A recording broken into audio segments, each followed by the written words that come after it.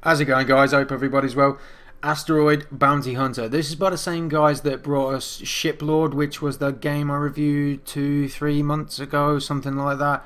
They're a small Croatian studio. I think they're called Just 1337 Studios. I'll put it in the description underneath because the video is going to be made and I'm going to, if I fucked up, I'll just put it in the description of who they are. But yeah, they're a small Croatian team. They're not a huge AAA development squad.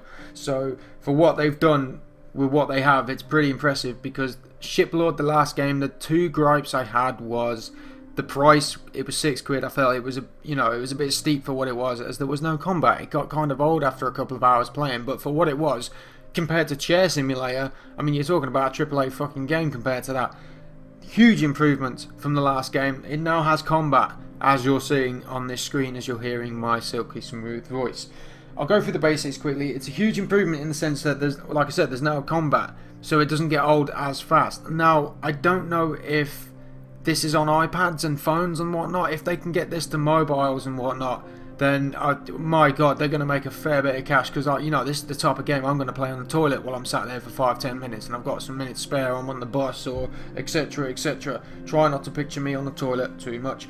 I also like the soundtrack. Like, it's a basic EDM soundtrack. I'm not that into kind of basic dance music or house. I mean, I'm more into metal, drum and bass and hip hop. But as far as soundtracks go, for what they're doing, for what little they have, it's it's really good. It's a pretty impressive soundtrack as far as that goes. It's got that going for it as well. Also, the best way of explaining the story is you're a space cowboy, and I'm not joking. You're a space cowboy, and you go around blowing stuff up. That's it. I don't know what else to say about the story. They've got some nice little hand-drawn cutscenes that come in and out, so that's pretty sweet as well. There's also 4 main special attacks, but for some reason the game calls them spells, which I don't know why you'd call them spells, because that sounds more like it's Gandalf flying around in space shooting freaking astronaut goblins and orcs. Do you know what I mean? It's a space cowboy, so I'd call them attacks or powers or whatever. But yeah, there's a great variety of upgrades. Also a load of stuff for the ship. Loads of basic things, like you can upgrade your basic attack power, your shield, generally how much damage you do, how much damage your other attacks do, and so on. So there's too much to explain in one sitting, otherwise I'm just going to make this video go on for 10 minutes and bore the shit out of you. Also, one thing, like I said, that would really help this, I don't know if this is on iPads. If someone wants to let me know in the comments or whatever, I'd probably best ask in the studio. It's something I should have done before I did the review, but hey, I'm not a professional YouTuber and I don't do research. But if this was on iPads and on my phone, I mean, do you know what I mean? If I had this on my iPhone, I'd be playing this on the bus, I'd be playing this anytime I had some time to kill. So it would definitely help them out if they did that, but don't know if it is. Also, the first level, so at the start of every level it gives you the option. You can set it to easy, medium, hard, and for the first level I say it's a medium because that's how the devs intended. When you play a game on medium, that's how it's meant to be played, not easy, not hard. Keep it on medium. I'm a bit of a stickler for that. But as far as this goes, easy is the normal. Don't put this on normal if you've got no upgrades, because I had no upgrades. I did the first level, scraped by. Tried to do the second level on medium, got my arse handed to me and my head kicked in, so I gave up, put it back on easy, and it's still a bit of a challenge on easy, but that's essentially their medium I'm guessing that they're going for.